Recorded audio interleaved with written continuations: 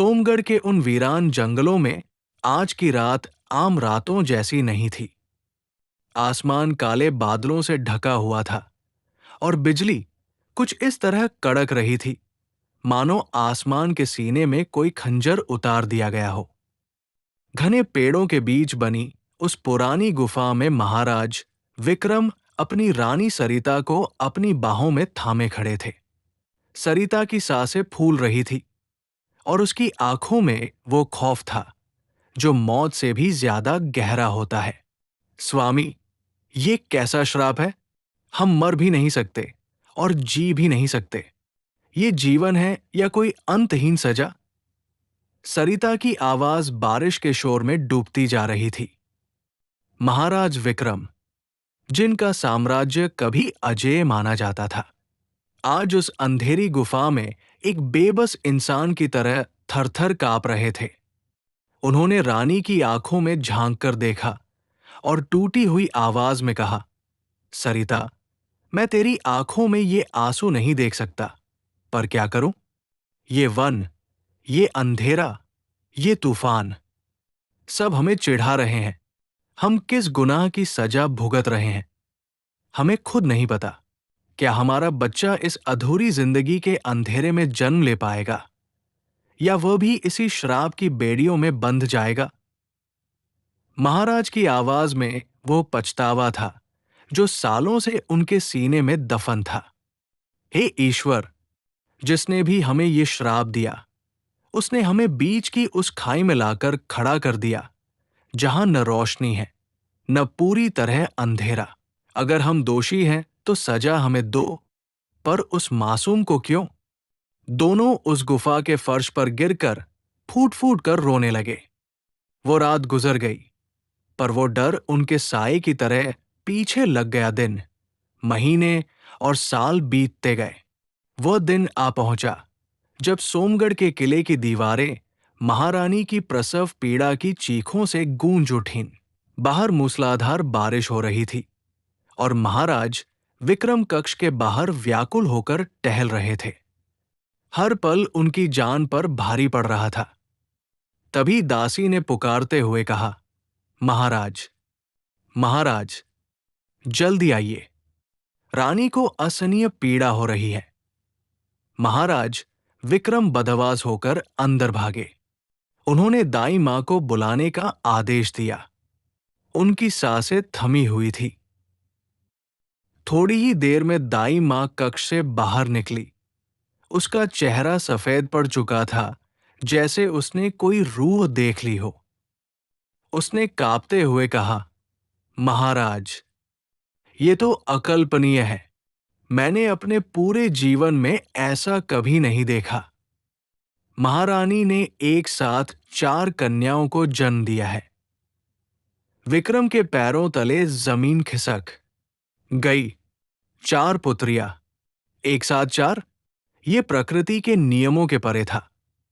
विक्रम समझ गया कि श्राप अब पूरी तरह साकार हो चुका है।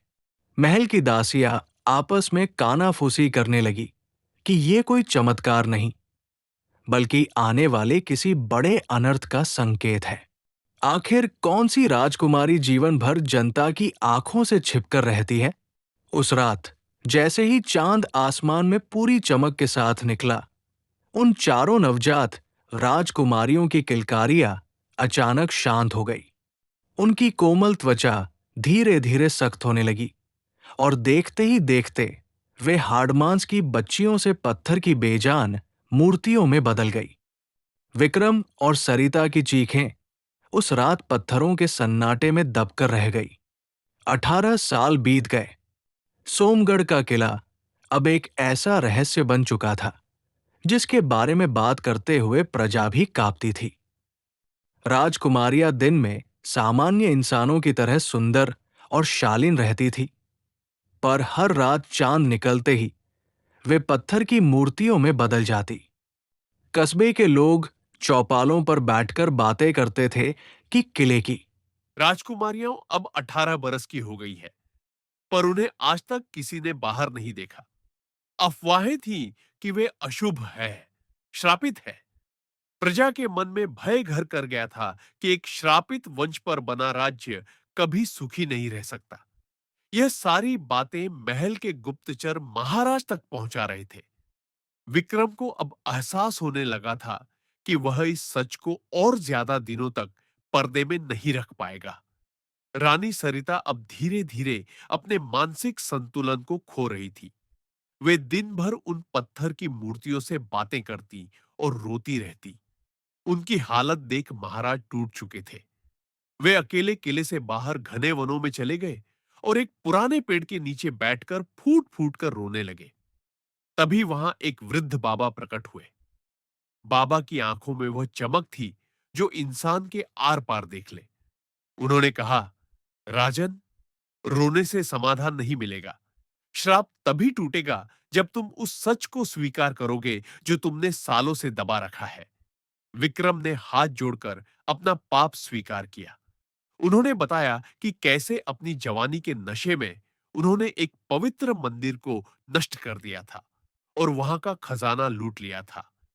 उसी मंदिर के तपस्वी ने मरते हुए उन्हें श्राप दिया था कि उनका वंश पत्थर का हो जाएगा। वृद्ध बाबा ने महाराज को एक कठिन मार्ग दिखाया। उन्होंने कहा कि जब तक ये राजकुमारियां इस किले की छत के नीचे रहेंगी, श्राप का बंधन और कठोर होता जाएगा। उन्हें बाहर भेजना ही एकमात्र रास्ता है। विक्रम का कलेजा मुंह को आ गया। एक पिता होकर अपनी जवान बेटियों को अंधेरे वनों में कैसे छोड़ दे।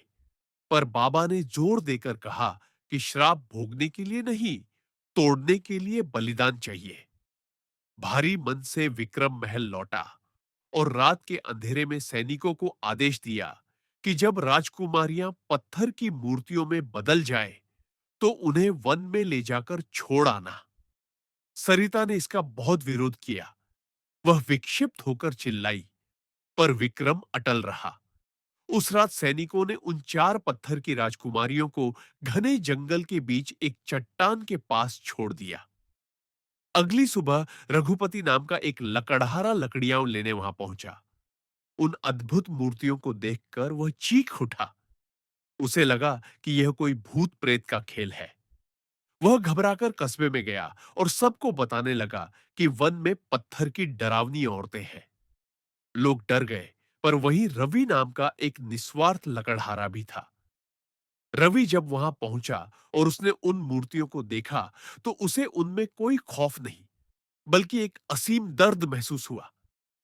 जैसे ही सूरज ढलने लगा, रवि ने देखा कि वे पत्थर धीरे धीरे पिघल रहे हैं और उनमें से 4 सुंदर युवतियां बाहर निकल रही हैं। वह सन्न रह गया। बड़ी राजकुमारी अनीता ने उसे अपनी पूरी कहानी सुनाई। रवि का दिल उन मासूमों के लिए पसीज गया। उसने कसम खाई कि वह उनकी रक्षा करेगा।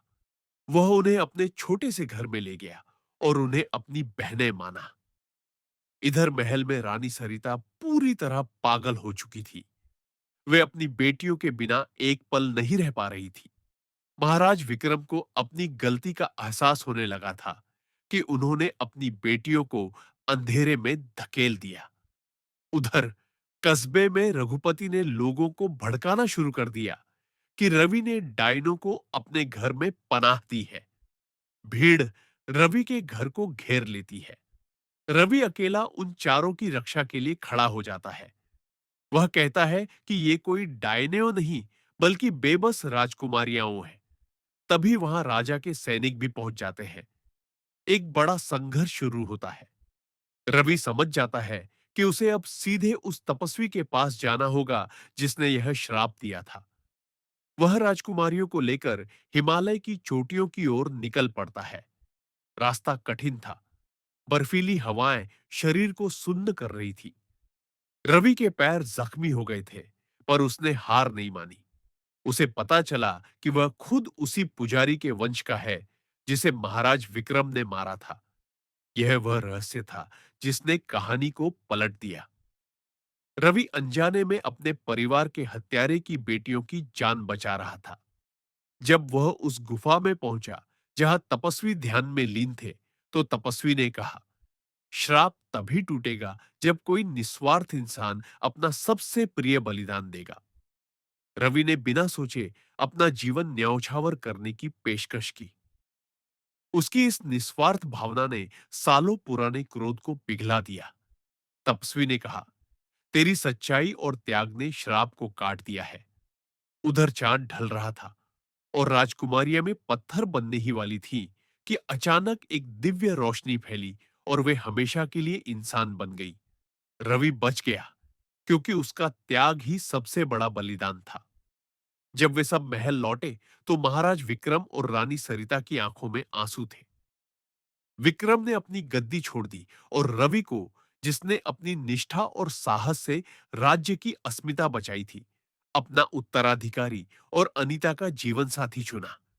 सोमागढ़ की दीवारों पर अब पत्थर का सन्नाटा नहीं, बल्कि खुशियों की गूंज थी। वह राज्य जो कभी श्रापित माना जाता था, अब त्याग और प्रेम की मिसाल बन चुका था। रात के उस सन्नाटे में अब कोई डर नहीं था, क्योंकि पत्थरों में धड़कनें लौट आई थी। कहानी के अंत में सोमगढ़ का आकाश साफ था और चांद की रोशनी अब किसी को पत्थर नहीं बनाती थी, बल्कि सबके जीवन को रोशन कर रही थी।